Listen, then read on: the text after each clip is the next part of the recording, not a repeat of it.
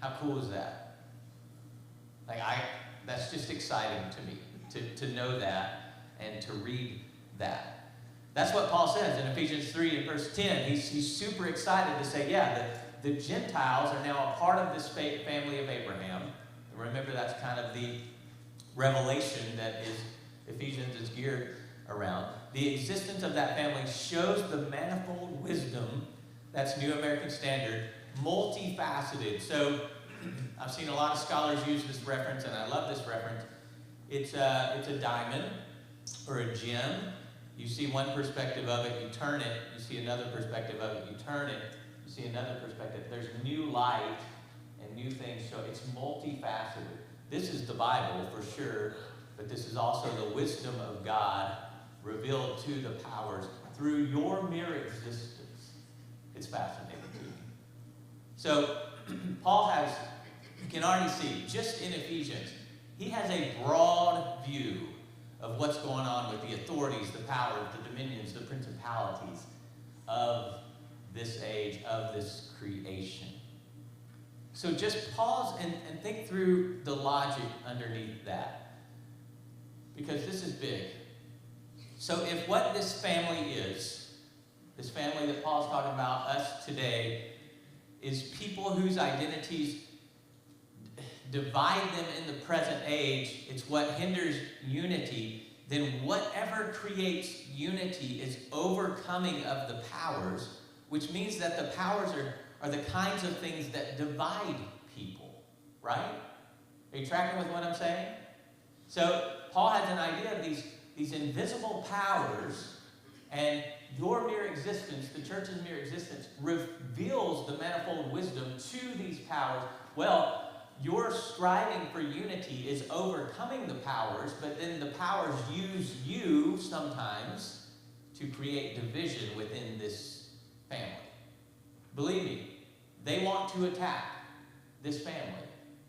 They want to attack you if you are in Christ and you follow Christ. And so we looked at a list in Galatians chapter 3.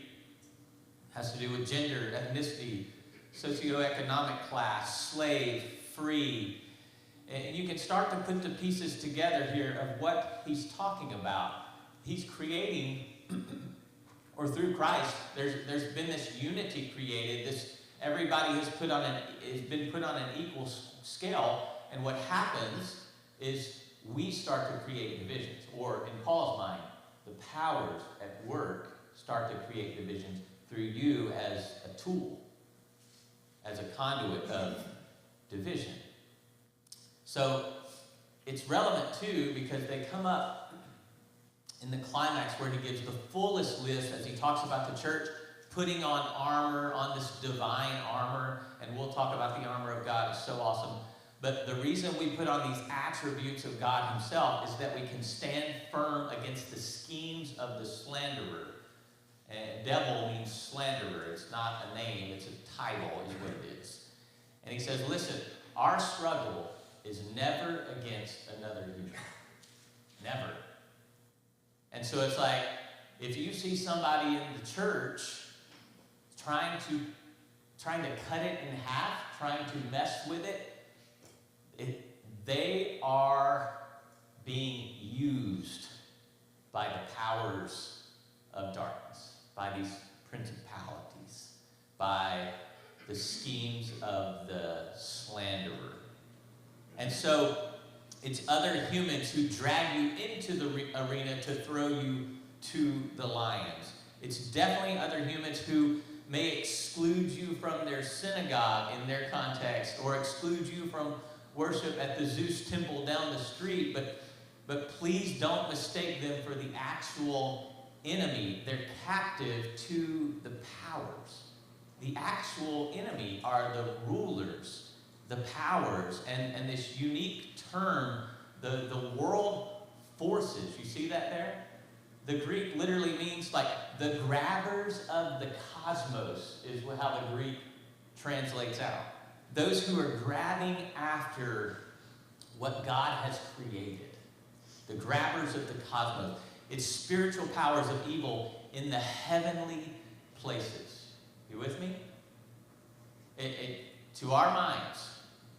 We wrestle with this. We struggle with this. We struggle even thinking about this or even having a category for this. Yet Paul talks about it all the time.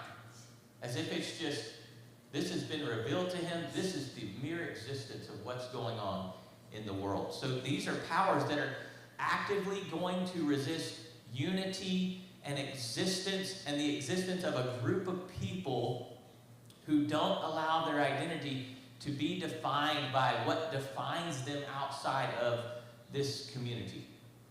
These powers are actively against you if you have your identity in Christ.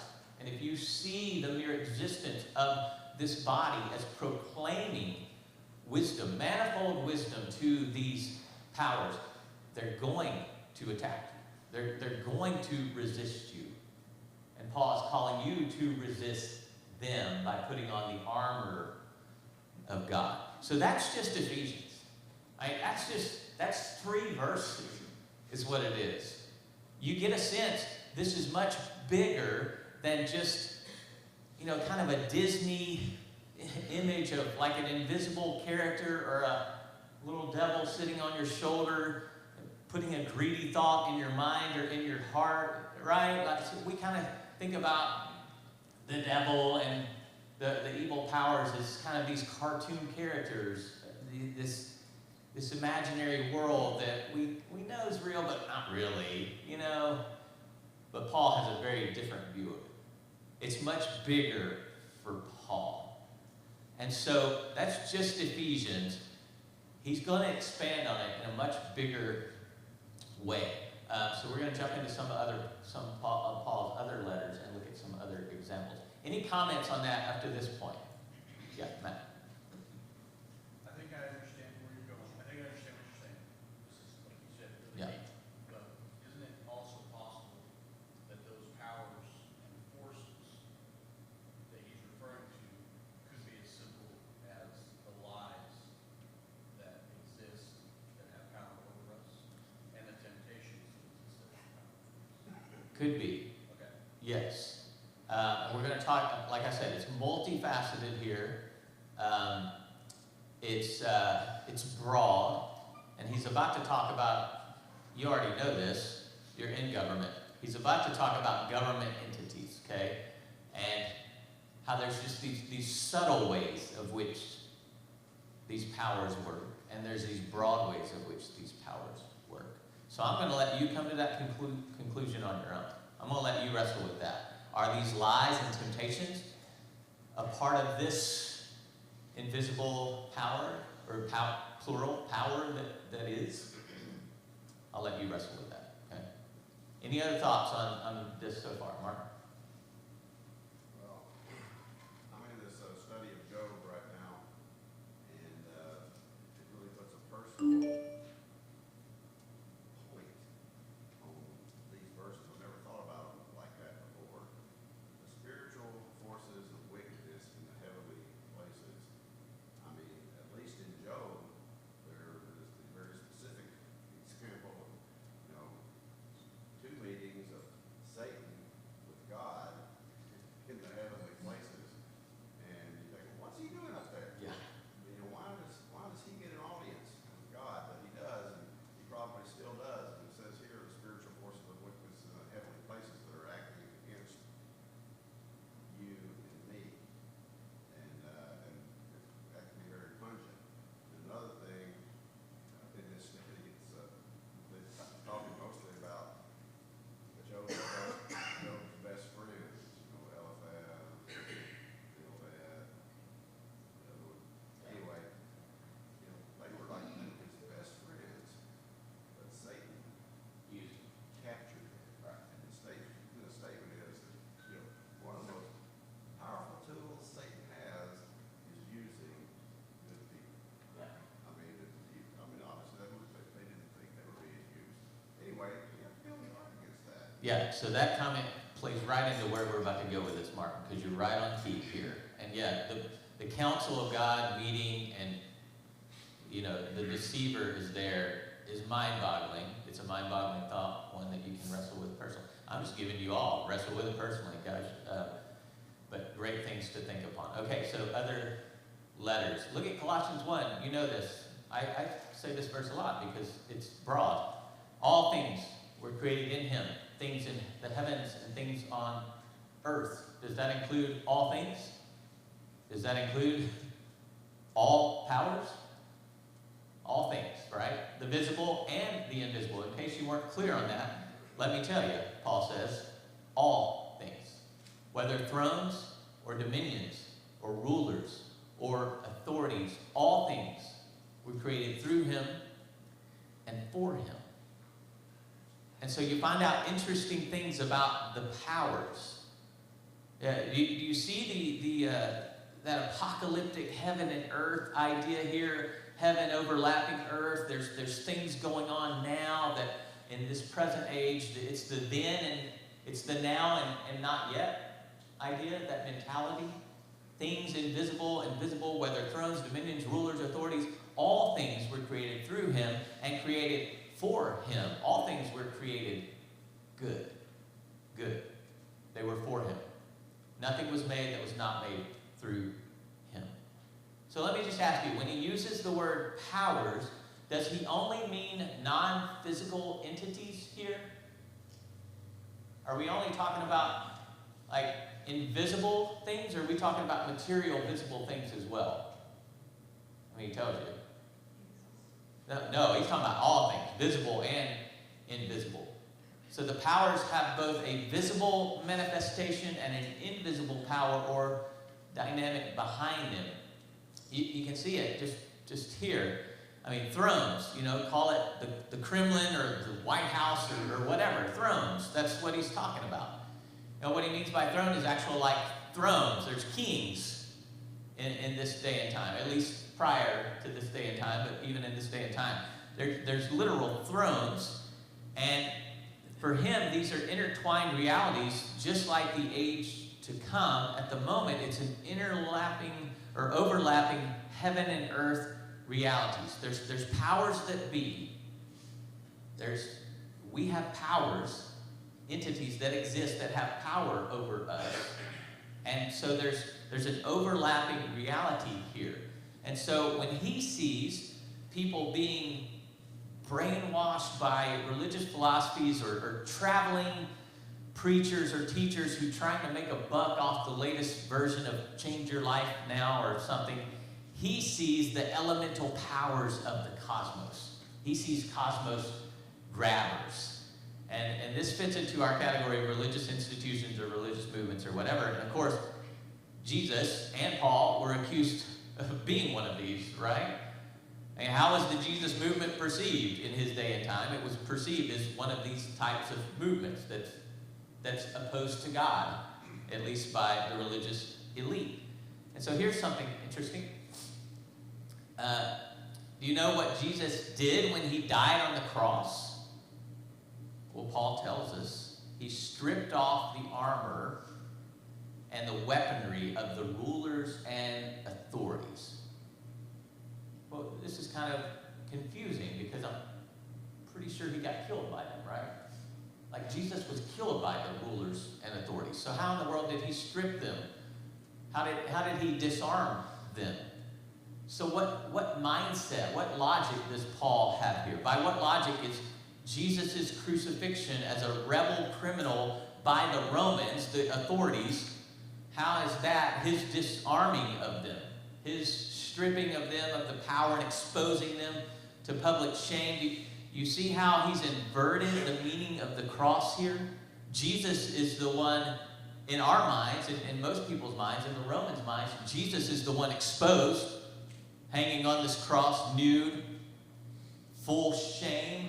I mean, just exposed. But in Jesus' mind, in Paul's mind, he's not the one exposed. He's exposing the powers. He's disarming the powers. The cross was the triumph over the powers. So the cross was also the way that we are rescued from the present evil age. It was a rescue because we were enslaved to those powers, which he says by nature we're by nature not gods.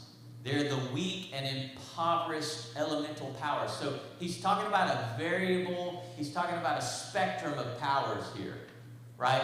There's different kinds of powers and authorities within this creation. There's the created ones, there's the visible ones, and the invisible ones. So let's create the profile that fits all of these descriptions here, and at least none of the inherited categories that I had for angels and demons quite fit what Paul's talking about here.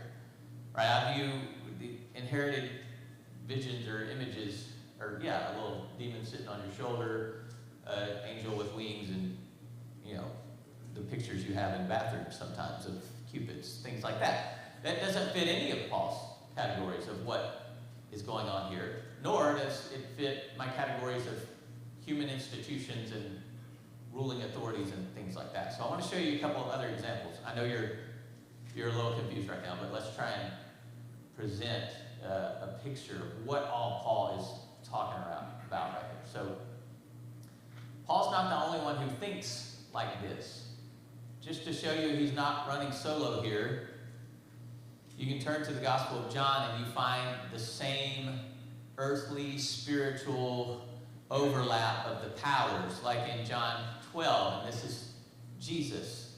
In chapter 12, he's about to go into the upper room and have the final conversation with the disciples, and he says, now is the judgment of this world. Now the ruler of this world will be cast outside. He's got his eye on the cross and on the resurrection. And then just a few verses later, he uses the same exact word. The same exact word is used to describe the rulers who believed in Jesus, actually. So rulers here refers to the chief priests, the military captains, Pilate in Jerusalem. Some of them believed in Jesus. They're the ones that are going to kill him. And Jesus can describe what they're going to do to him as ultimately empowered by the ruler. Just that heaven and earth overlap again, in good ways and in bad ways. Luke, in the same way, Jesus says to the ruling priests and the commanders of the temple and the elders, this is your hour. And the hour of the authority of darkness, right? It's right there. So all of a sudden, think about this. The priesthood and the temple establishment become a manifestation of the powers of darkness. So the religious elite are now utensils in the hands of the powers of evil and the powers of darkness. Now let me ask you a question. Are the powers always evil? No. All things were created for him, visible and invisible. Are the powers always evil? No. Are the ruling authorities always evil? Now? Today? No. Do they do evil things sometimes? 100%. You remember what Paul said in Colossians? Up there, all things were created in him. He's the author of the powers. Visible, material, human, fleshly, and invisible. The ones meeting with God in the book of Job. He's created all of these powers. So they were created through him and for him. So apparently the powers represent created entities to some extent, and then others are not visible entities. And how we want to talk about them, like we'll keep thinking it through, but they're created entities. That's what he's talking about in Luke. These created entities that can serve God's good purpose, or they can go terribly wrong. And they're intimately connected both with a spiritual entity of some kind that's also connected to an earthly. Now, we're pretty familiar with how earthly things can be good and go bad. We all understand that. We've all witnessed that. We've even had it happen in ourselves. So Paul's got a corresponding category here of spiritual entities that are good, but that can also become bad when the humans connected to them might be good but become bad. So Romans chapter 13 is a really interesting example where we can talk about the Roman Empire as an authority that is under God's order. Right? I mean, just straight up. You know this verse. Let every person submit themselves to the governing authorities. There's that word. Right? So here's an authority under God's power. It's by God, it's for God, it's under God's power. So this is Paul, right? Who's going to be, think about this. He's writing this. Paul is going to be imprisoned by this very power and authority unjustly for like years. Like a good can be good, but it can also be bad. And he has some way to think about the powers as not inherently bad, but just as easily corrupted. Just like humans, they're made in the image of God. You are an idol of God. You possess a certain quality of God, being made in his image, yet can you be corrupted? Yeah. Can you bring about death and murder and evil and hatred and disunity? Can you be self-seeking? Yeah.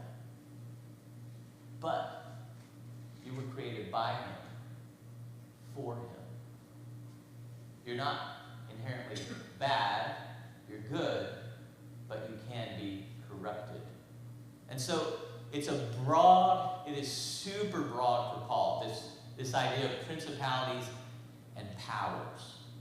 And so let's go to a different one here, sorry. 1 Corinthians 2. This is an important passage to think about Paul's view of the powers. He says, and this is fascinating to me, and y'all can give me your comments anytime you want to. I know I'm going fast, but there's a lot. He says, we, the apostles, speak of a wisdom among those who are mature. It's a wisdom, however, not of this age, nor of the rulers of this age who are passing away. Now think about what he's saying here. He says, rather, we speak of God's wisdom, the open secret which has been hidden, which God predestined before the ages for our exaltation to glory. So do you see it there? It's right here. And this is what he's talking about. It's a wisdom that none of the rulers of this age understand, because if they had understood it, they would have never crucified the Lord of glory. They wouldn't have. If they understood all the mysteries and everything that God is up to, they never would have killed Jesus. And so the rulers who crucified Jesus, he's at least talking for sure about that. Pilate, Caiaphas, those guys. What's interesting is in 1 Corinthians 2, he's writing this a decade after Pilate has moved on. Like, he's not in Jerusalem anymore. And he can talk about these rulers as if they're the rulers of this age. Caiaphas is one of the rulers of this age. And it seems a little overcooked, you know? Like, he's just pressing this too hard. And they're passing away? It's like, what do you mean they're passing away? There's still a high priesthood in Jerusalem as he writes this. And so you can, at least on one level, begin to make sense of his language about current rulers who are passing away. That makes perfect sense in light of the now, not yet worldview.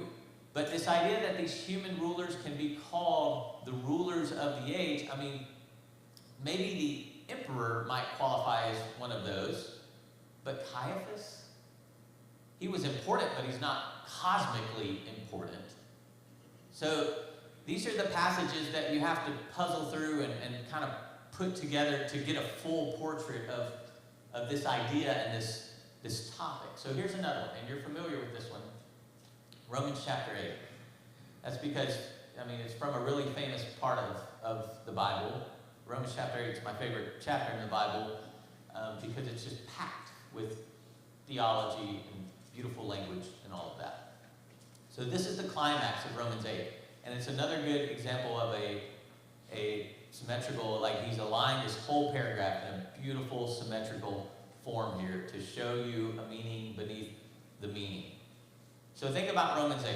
He opens with, who will separate us from the love of Christ? Will tribulation or distress or persecution? This is the end of Romans 8, by the way. Or famine or nakedness or peril or sword?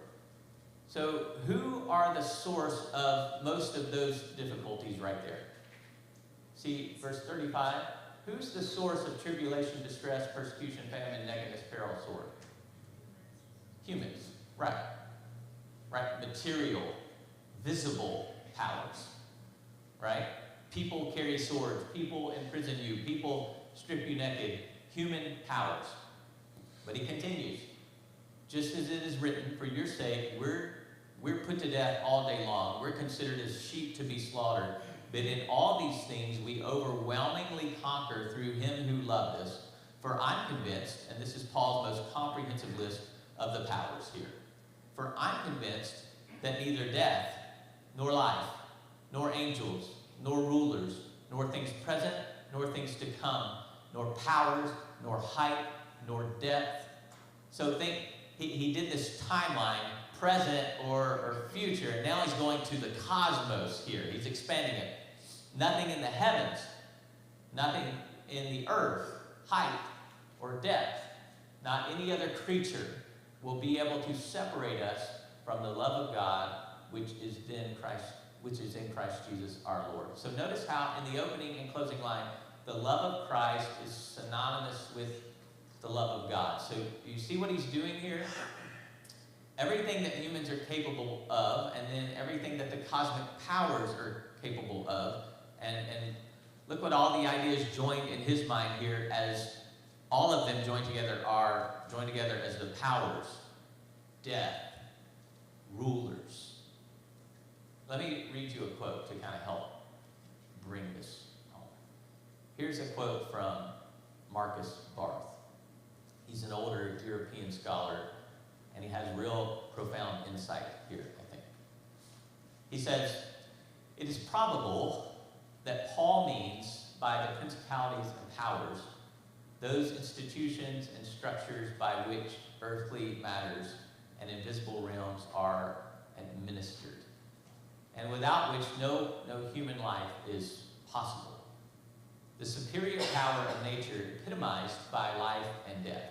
The ups and downs of historic processes, the nature and impact of favored prototypes, or the catastrophic burdens of the past. I actually don't have a clue what that means, but the hope or threat offered to the present by the future. Isn't that an interesting way to put it there? So in a way, we are captive to the present and limited by not knowing the future. It's like time is kind of a prison in one point of view. He says, and listen to this, the might of capitalists, rulers, judges, the benefit and onus of laws, of tradition and custom, the distinction and similarity of political and religious practices, the weight of ideologies, prejudices, the conditions under which all authority, labor, parenthood, etc., thrive or are crushed. These structures and institutions are in Paul's mind. And so he's writing like a European philosopher right now, but what he captures is, I think, Paul's expansive scope of this whole idea. He's talking about the very nature and structures of our existence on a physical, biological level, but also on a relational and cultural level.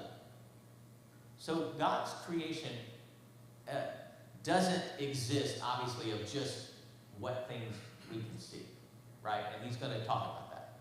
He says it doesn't consist of earthly, visible things alone. Genesis 1:1 treats the creation of the heavens and the earth. So also In Colossians 1, invisible things in heaven are added to those things that are tangible. In Colossians 1, either both or only the invisible beings are identified with the powers.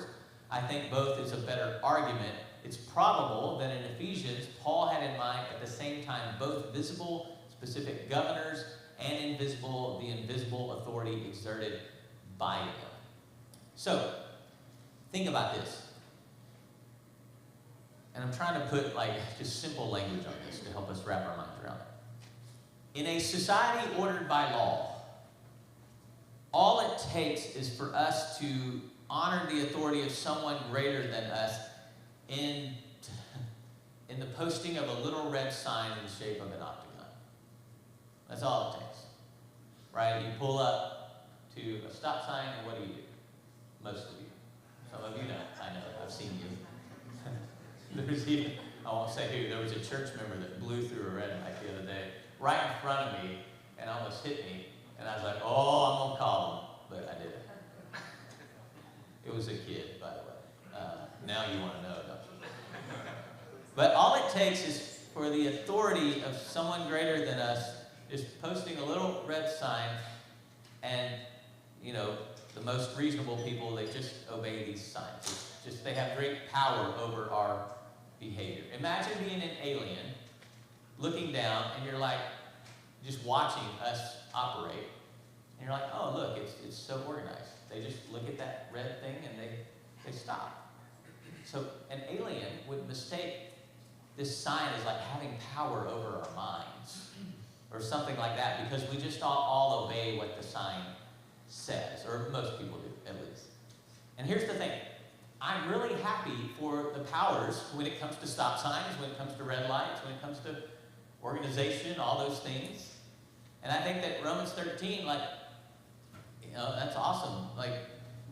We need to obey the governing authorities. Romans 13:1, I love that.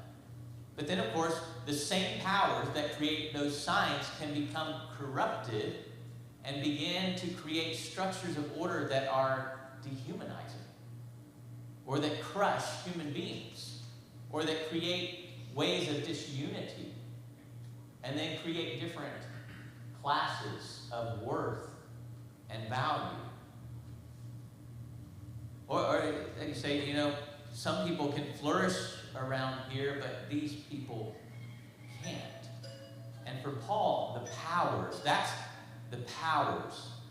If God doesn't recreate people in Messiah Jesus, then you are enslaved to these powers. They determine your life, your existence, your desires, your identities. You with me? It's broad. And so for Paul, enslavement to the powers is the human condition apart from the messianic hope, and sin is in the ranks here. Sin and death is kind of this famous duo in the letter to the Romans. Sin can reign like a king over you, like a power in the book of Romans. So this is Paul's really robust view of the human condition. And I'll wrap it up. I know we're out of time, but I don't want to talk about this again because you all seem really confused. It's more of a nerdy, it's more of a sit with the Bible and go down a rabbit hole thing. But for Paul, he has a huge view of the human condition. Again, just to bring it back to our conversation, back to our really simplified drawing, and not completely wrong, but wrong view of the Bible here. Paul would have major issues of anybody saying that they represent the teaching of Jesus and the apostles who's not talking about the powers that are. Right? You can't proclaim the gospel. You can't proclaim the full counsel of God and not talk about the powers that are, visible and invisible. Because it's very much a part of his story of what's going on in the world. So, if we're only talking about stupid things that people do that lead them to the bad place, for Paul, that's like telling somebody who has a fractured arm that they have a little paper cut or something. That's just the tip of the iceberg of the real problems at work here. Actually, it's not like you just did something dumb and you made a lot of decisions and now you're going to hell. That's such a weird narrative in my mind. That's not what the Bible is saying. Paul says, no, actually, you're enslaved to the powers. You're enslaved to the powers. This is Paul's view of what's going on in the world. I mean, have you seen that at least? So, Paul's got this really robust vision of enslavement to the powers. And it's like, where did he get this idea? Like, where did that come from? Well, he got it from Jesus. He got it from the Holy Spirit. And just, a real simple thought here. The things that happen in this world that divide us, a person may drag you to that, but that person is not the lions. That person is not the one that's going to consume you. That person is being used. Your battle is not against flesh and blood. It's against the powers, principalities, the darkness. So you put on the armor of God. You suit up with all the things that God gives you. Your weapons are not weapons of this world. Your weapons are prayer, forgiveness, patience, long-suffering, humility, goodness, right? You understand. Your eyes are opened to things that most people just simply aren't looking at. You've seen it play out this week in our world in a big, tragic way. We see it all the time. There's things happening all the time that we don't even know about. The Charlie Kirk thing just hits the top of our news because of who he is in our society, but these things happen every day in our world without us paying attention to them, because there's good people that become corrupted, and there's invisible entities and powers connected, and they're roaming around looking for someone to devour. And you better believe that the more you're known, the more National Park gets a good name and is known in this community, and I think we have a great name in this community, you better believe that we're going to be attacked, and that people are going to try and drag us and throw us to the wolves, and that people are going to try and divide us. Open your eyes to what Paul's talking about here, and humble yourself, and put on the armor of God. Right, this is where this all lands for you. I've kept you way too long. We'll talk more, not about this, but we'll continue in Ephesians later on.